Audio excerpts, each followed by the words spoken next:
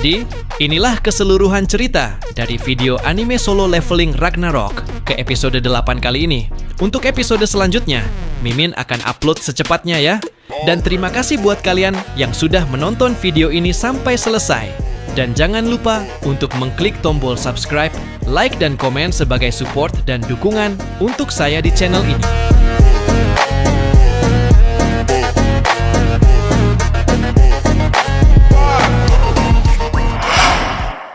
Cerita berlanjut ketika Ammut mencoba menggerakkan diri ke sebuah gate, yang dimana gate tersebut dibuat oleh Suho, yang bertujuan untuk menyelamatkan Ammut. Namun karena rantai yang diciptakan Monarch of the Iron Body mempunyai mantra sihir kuat, jadi itu akan sulit untuk Suho membantu Ammut. Pada saat itu juga Ammut memberitahukan Suho bahwa saat ia berpikir untuk meninggalkan tempat tersebut, rantai yang selalu menahan dirinya selalu akan muncul dan menahannya. Mendengar itu, Suho pun juga menyatakan mengenai sihir rantai yang menahan Ammut baginya itu terlalu merepotkan. Tapi karena ia ingin terus mencoba untuk memastikan sihir rantai itu, ternyata ia mempunyai sebuah rencana yang perlu ia lakukan. Dan maka dari itulah ia menjelaskan dengan rencananya. Yang pertama adalah aku dan Esil harus mengalahkan monster boss dan meruntuhkan dungeon itu. Setelah selesai, kita akan melakukan tugas kedua, yaitu membuat rantainya kehilangan fungsi saat pilarnya dihancurkan. Setelah itu, Ammut akan bebas dari rantai Nua, dan kau akan bergabung dengan Beru dan kami. Kemudian, kita akan memasuki dungeon bayangan, dan pergi dari dungeon yang akan runtuh ini. Lalu ketika Ammut bertanya-tanya kepadanya, jika rencana yang ia perkirakan itu gagal, ia pun kembali memberitahukan bahwa ia mempunyai sebuah rencana cadangan jika rencana yang pertama dan kedua itu gagal. Singkat cerita, setelah Suho bersama Esil telah berada di ruangan bos monster bernama Warden sambil mempersiapkan diri untuk bertarung, siapa sangka tanpa aba-aba, pertarungan pun telah dimulai yang didahulukan oleh Warden. Ia memulai melancarkan serangan dengan menciptakan sebuah bola sihir berwarna kuning emas-emasan yang berupa sebuah sihir pasir. Hingga saat ia sudah memancarkan sihir kekuatan, pasirnya Suho pun tentu langsung melesat ke arahnya. Tapi ketika Suho telah melancarkan ayunan tebasan belatinya secara beruntun ke arah sihir pasir milik Warden, dengan tiada hasil dengan ekspresi wajah yang begitu panik, ia pun berpikir bahwa ia tak bisa mendekati Warden dikarenakan mempunyai kekuatan sihir pasir. Bahkan ia juga sempat menyadari kalau kekuatan Warden paling tidak ada di peringkat A karena memiliki nama yang berwarna merah. Dan jika terus begitu, kemungkinan mananya akan cepat berkuras sebelum berhasil menyelesaikan misinya. Hingga pada saat itulah ia berniat untuk mengakhiri pertarungannya secepat mungkin. Lalu ketika Esil mencoba melancarkan serangan dengan cara melemparkan tongkatnya, muncullah si Suho dari arah pasir milik sihir Warden, yang dimana ia pun juga langsung menggunakan sihir kekuatan Ruler's Authority, hingga langsung mengarahkannya ke arah si Warden. Tapi siapa sangka ternyata serangan ia lakukan sama sekali tak mempan, karena dengan mudahnya Warden berhasil menangkisnya dengan begitu mudah. Suho yang telah menyaksikan hal itu, pada momen itulah ia mengajak si Esil untuk menggunakan Bond Skill. Esil yang mendengar hal tersebut dengan ekspresi wajah yang begitu bahagia. Sontak sempatnya ia bergumam sambil mengeluarkan sihir yang Bond Skill. Pengisian daya yang dibutuhkan untuk Bond Skill yang aku pelajari saat melalui semua gate itu bersama Raja Muda. Jika aku membunuh para monster, aku akan menyerap mereka dan pengisian daya untuk Bond Skill ini akan meningkat. Aku akhirnya punya kesempatan untuk menunjukkan hasil dari semua perburuan goblin di dungeon bayangan itu selama ini. Setelah ia sudah mengalirkan kekuatan sihir Bond Skill-nya kepada Suho, dan Suho dengan begitu siap untuk kembali melancarkan serangannya kepada Warden menggunakan Bond Skill. Ternyata dengan itu seketika membuat Esil langsung terjatuh lemas, namun sempat melihat momen si Suho sambil berkata, "Aku hanya menunjukkan sisi menyedihkan pada Raja Muda selama ini. Aku harap Bond Skill milikku ini akan membantunya." Hingga pada saat Suho bersama Warden sudah saling mempersiapkan diri untuk baku hantam pemukulannya secara masing-masing, dan datangnya notif pemberitahuan bahwa Bond Skill milik Esil memiliki jumlah daya sebesar 67%. Siapa sangka ternyata kekuatan Bond Skill milik Esil bisa membuat badan Warden langsung hancur berkeping-keping. Sedangkan di sisi Beru yang tampaknya begitu, dikejutkan karena menyadari dengan tempatnya yang akan runtuh dengan berarti Suho telah mengalahkan bos dungeon. Dan berkat itulah satu persatu tiang-tiang rantai yang menahan si Amut seketika juga langsung terlepas. Namun ketika Beru menyuruh Amut untuk pergi menuju si Suho, dengan ekspresi yang begitu sedih dengan sempatnya Amut bergumam, "Jika rantainya tidak menghalangiku, aku akhirnya akan terbebaskan dari Tarnak." Aku masih tak tahu mengapa Tarnak dan sang spellcaster melakukan eksperimen pada iblis biasa sepertiku. Semua yang kuingat adalah ingatan menyakitkan tentang dihancurkan dan bergenerasi secara terus-menerus. Tarnak akan menghancurkan tubuhku, dan sang spellcaster akan mengembalikannya seperti semula. Semakin lama eksperimennya berlangsung, semakin kuat tubuhku seperti rencana mereka. Akan tetapi, pikiranku tak bisa menahan rasa sakitnya. Jadi aku mengambil mataku sendiri dan sedikit demi sedikit berubah menjadi menikmati rasa sakitnya. Selama aku tersiksa, aku punya satu keinginan yang terus mendorongku untuk tetap hidup. Keinginan untuk sekali lagi merasakan keagungan dari alam yang aku lihat saat aku masih muda. Namun ketika ia melangkahkan kakinya saja ke depan, sambil merenungi apakah ia bisa lakukan, pada saat itulah salah satu tiang rantai yang menahannya tiba-tiba langsung terbang menghantam yang bahkan saat ia telah menyadari hal tersebut. Terangkatlah beberapa tiang rantai itu lagi. Dan singkatnya dalam beberapa detik kemudian, ketika tiang-tiang tersebut sudah bergerak untuk kembali menyerang sambil berkata, "Tarnak, spellcaster, kau lebih memilih untuk membunuhku daripada membiarkanku pergi?" Ternyata pada saat itulah Suho tiba-tiba melesat ke arahnya, yang bahkan langsung mencoba menendang salah satu tiang rantai yang mencoba menyerang Amut. Bahkan saat ia telah menyadari mengenai tiangnya yang sangatlah kokoh dan kembali lagi untuk menyerang, ia pun berniat untuk memindahkan tiang tersebut dengan cara menendangnya ke Shadow Dungeon. Alhasil dari beberapa tiang yang ia tendang, ternyata benar tiang tersebut memasuki Shadow Dungeon, yang dimana juga membuat Amut bergumam, "Sung Suho, kenapa kau melakukan itu? Apa yang begitu kau inginkan dariku sampai kau mau berdarah seperti itu?"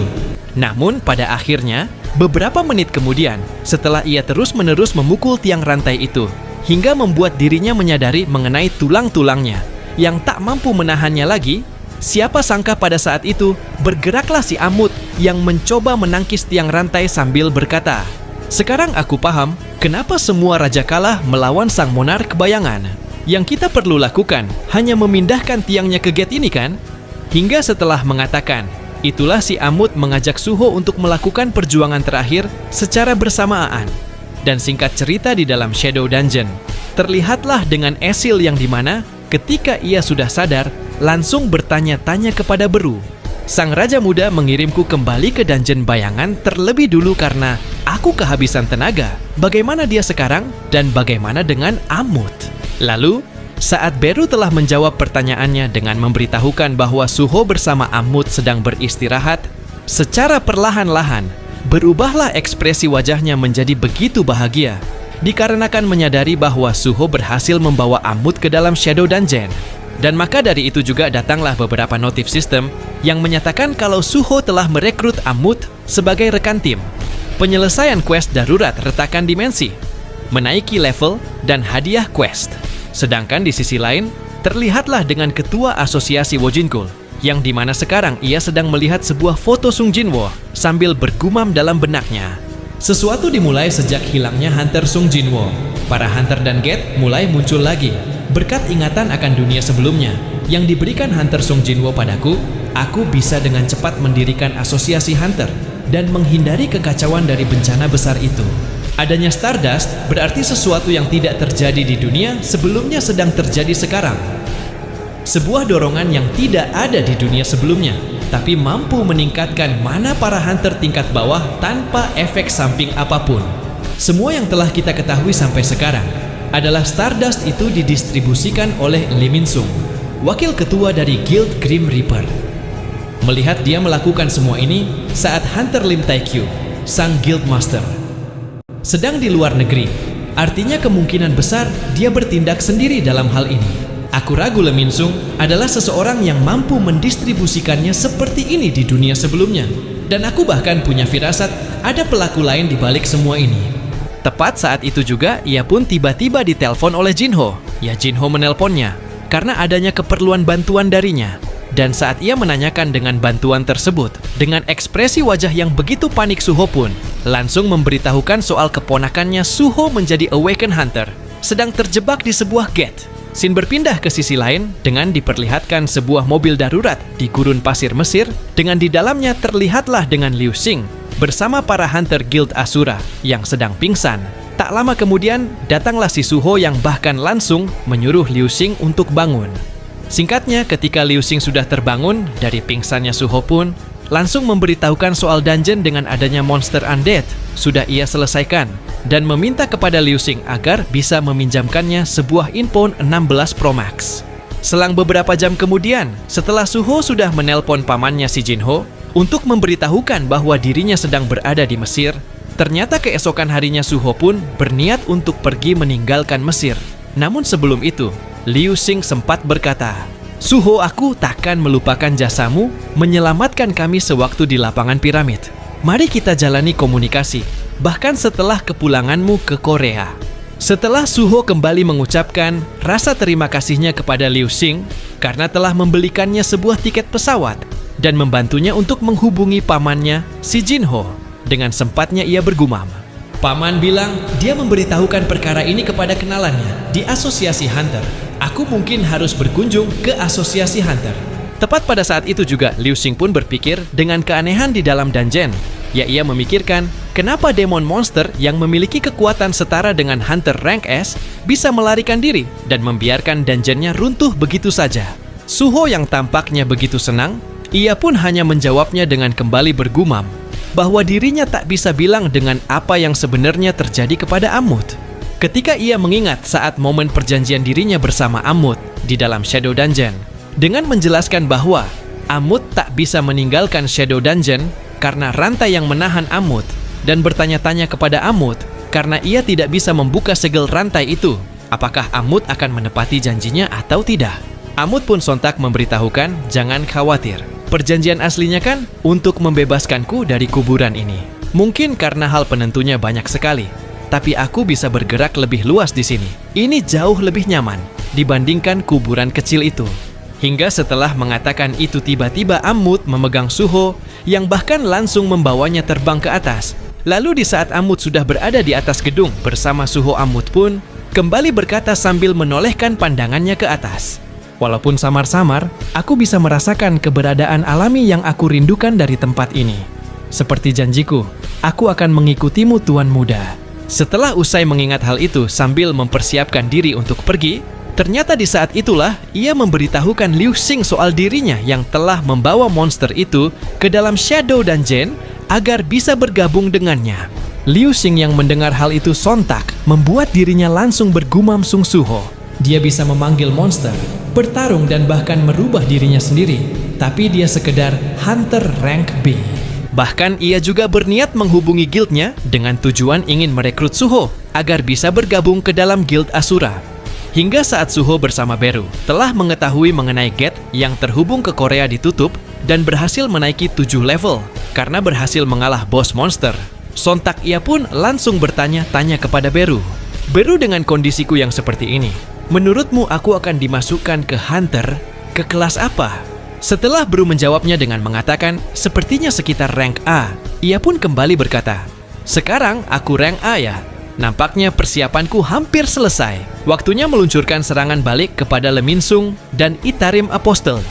Sedangkan di sisi lain, dengan diperlihatkan sebuah gedung guild bernama Chivalry di Korea, beberapa para hunter dari guild Chivalry sedang melakukan sebuah rapat yang dimana menyatakan kalau guildnya sekarang sudah berkembang dengan cepat, yang bahkan membuat kantor mereka yang sekarang juga lebih besar berkat Starburst. Karena berkat Stardust kini mereka bisa memasuki gate rank, walaupun sebagian dari mereka adalah Hunter rank C. Bahkan, salah satu dari mereka juga menyatakan kalau sekarang mereka jauh lebih mudah untuk mendapatkan dengan harga yang jauh lebih murah. Hingga pada saat itulah, salah satu Hunter rank B bernama Sungso memberitahukan soal asosiasi Hunter yang berencana untuk melegalkan sebuah peraturan yang melarang penggunaan Stardust. Lalu saat beberapa para hunter mengomentari perkataan Sungso dengan mengatakan, Apa? Untuk apa mereka melakukan itu kalau tidak ada efek sampingnya? Datanglah si Outer Worlder bersama kedua para rekannya, yang bahkan langsung berkata, "Jadi ini Guild Chivalry. Apa kalian guild yang memiliki hak atas gate yang muncul di Incheon?" Lalu saat Sungso tanya mengenai tujuan Outer Worlder datang ke tempatnya. Namun pada akhirnya, Outer Worlder pun langsung menunjukkan kekuatan dengan mencoba mengendalikan rekan-rekan dari Sungso yang sudah mencoba mengonsumsi penggunaan Stardust. Sungso yang tampaknya begitu kaget hingga bingung sambil berkata lelucon macam apa ini? Kenapa kalian semua tiba-tiba berdiri dan membungkuk kepadanya?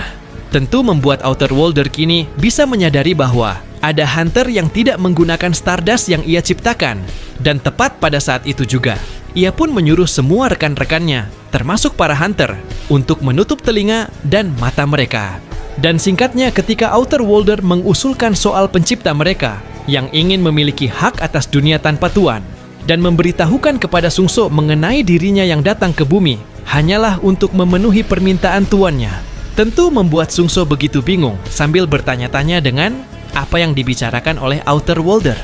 Outer Worlder yang mendengar hal itu tentu kembali mengusulkan, "Aku punya beberapa pertanyaan. Ciptaan dibuat untuk memenuhi permintaan penciptanya, tapi kalian manusia telah menemukan hal lain dan bergerak berdasarkan keinginan kalian sendiri." Tapi pada akhirnya Sungso yang tampaknya masih belum mengerti dengan perkataan Outer Worlder, sambil mempersiapkan diri untuk menyerang, ia pun kembali bertanya-tanya. "Sang pencipta, siapa itu? Kembalikan semuanya seperti sedia kala. Apa kalian semacam kultus agama? Kau memang bocah, tapi takkan kubiarkan kau seenaknya bermain lelucon." Namun tiba-tiba, berubahlah ekspresi wajahnya menjadi begitu dikejutkan, dikarenakan melihat Outer Worlder yang memancarkan aura kekuatan, sambil kembali berkata, "Apa kau baru mengejek penciptaku?" Hingga pada saat itulah pertarungan di antara mereka telah dimulai. Namun tepat ketika Sungso akan bersiap melancarkan ayunan tebasan pedangnya, siapa sangka pada akhirnya dirinya lah yang tertebas, yang membuat badannya seketika terbelah menjadi dua bagian, yang bahkan sampai memancarkan percikan darah yang mengalir pada pedang dari Outer Worlder. Halo penggemar anime solo leveling, kembali lagi bersama saya di channel Zero Anime. Gimana nih kabar Om dan Tante-Tante? Apakah kalian semua sehat? Kalau sehat, alhamdulillah ya. Nah, jadi di video kali ini, Mimin akan lanjutkan pembahasan cerita anime solo leveling Ragnaroknya ke episode 9, yang dimana Suho akan mencoba menyelamatkan rekan dari Monarch of the Iron Body bernama Ammut. Tapi sebelum lanjut ke videonya, alangkah baiknya Om dan Tante-Tante subscribe dululah channel Mimin biar aku lebih semangat lagi bikin videonya